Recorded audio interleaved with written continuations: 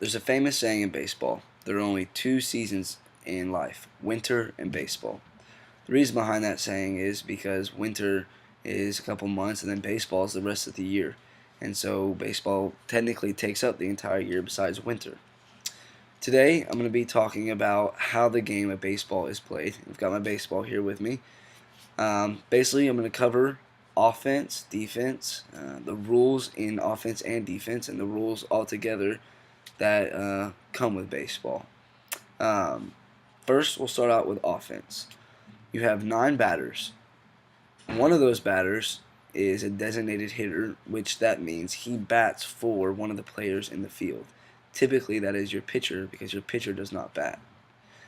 When a batter is up to bat, he has 3 strikes and 4 balls.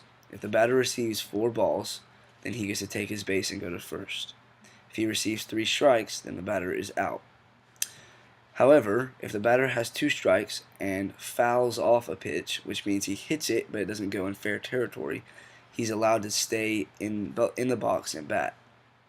A foul ball does count as a strike, but when you have 2 strikes, you can foul off as much as you want. There is a rule with that though. A batter is allowed to bunt, and a bunt is basically laying down. You square up the bat and you bunt the ball. Typically is to move a runner to the next base.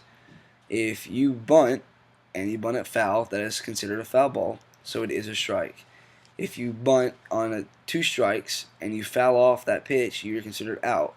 And the ruling behind that is basically because bunting is not that hard to make contact with the ball, so you could bunt over and over and just keep fouling the ball off until you get it fair. And so they try to minimize that, and basically you can't bunt at all with 2 strikes unless you put it fair, and then you're fine. If a runner gets on base, it's not like softball. You're allowed to take a lead, and you're allowed to steal at any point in time in the game, as long as the umpire has not called time. With a runner on base, if a ball is hit in the air, then that runner has to stay on the bag, and he cannot leave the bag until the ball is caught. If he leaves early and the ball is caught, and they throw the ball back to the bag he was at before he gets there, then he is considered out. With a runner on first and second and less than 2 outs, there is a rule called the infield fly rule. And this rule basically, what it does is, if I were to pop up and hit a pop fly when batting in the infield circle, I'm automatically out, and the player doesn't even have to catch the ball. The reason behind that is because when the ball is in the air, the base runners have to stay on the base until it is caught. If I was an infielder, I could drop the ball on purpose, and those 2 runners would just be standing on base, and I could basically roll a double play, which is getting 2 outs in 1 play. So they automatically call me out, which means the runners have to stay where they are, and the batter's out, and there's no play. And that just breaks it down and keeps it to where you're tricking the batters and tricking the runners and getting multiple outs at once, and it's kind of deceiving to the runners. With a base runner on third, there's a thing called a suicide squeeze, which is a bunt. Basically, you don't want to steal home and go from third to home when the pitcher's pitching, because the catcher will just catch it and tag you. So we have a play called a suicide squeeze. And what that is when the pitcher throws, as he starts to throw the ball, the runner on third automatically takes off. Whether he's throwing it or not, he just takes off. And the batter will square up and bunt the ball. And his job is to bunt the ball no matter where it is. If it's coming at him, he has to bunt it, because if he doesn't bunt it, then the runner will be out. And so as the runner takes off, the batter lays down the bunt, and when he lays the bunt down, the runner is able to score. It's easier to bunt the ball than it is to hit the ball, so that's why they bunt it on a suicide squeeze and they don't just hit it. Other than that, we'll go to defense. That basically covers offense. For defense, we have pitching, and that's what I am. I'm a pitcher. So I'll talk to you a little bit about pitching and then fielding. With pitching, you have a right-handed pitcher, you have a left-handed pitcher, and you have to stand on the rubber. That's what you have to pitch off of. There's a wind-up, and there's a stretch. People typically use the wind-up when no one's on base, and they use a stretch when someone's on base so they can pick that person off. A windup is basically standing straight forward, as I am right here. I'm facing you, facing the batter's box.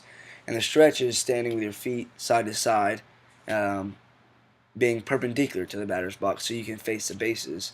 Therefore, you can pick someone off. When pitching, you have multiple pitches. You have a fastball, and this is how you hold a fastball, just like this. This is called a four seam. You have a two seam, which is held like this. Notice how I'm only holding two seams here, and here I'm holding four seams, the bottom and then the top.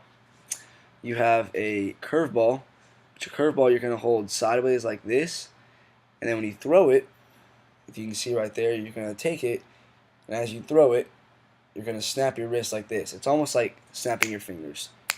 You want to snap like this, and so when you throw the ball, you snap like that, and it causes a break on it.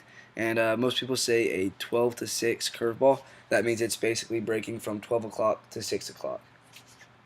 You also have a changeup, and I throw a circle change, so I'll try and show you what that looks like. That is a circle change. You basically make a circle, and all you're doing is throwing it off of these three fingers right here. You're not using this. This is just for support. And so when you throw it, it's going to come off these fingers right here and just slide off like that. And that causes the ball to kind of go down and away from the batter.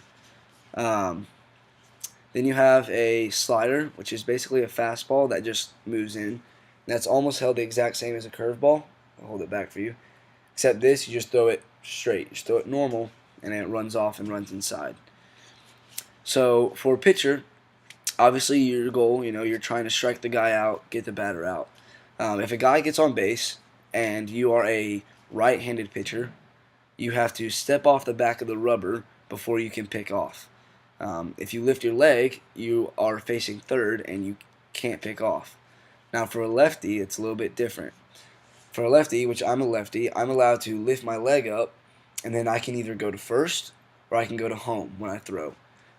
If my body and momentum carries me to home and I try and throw it to first, that's considered a balk.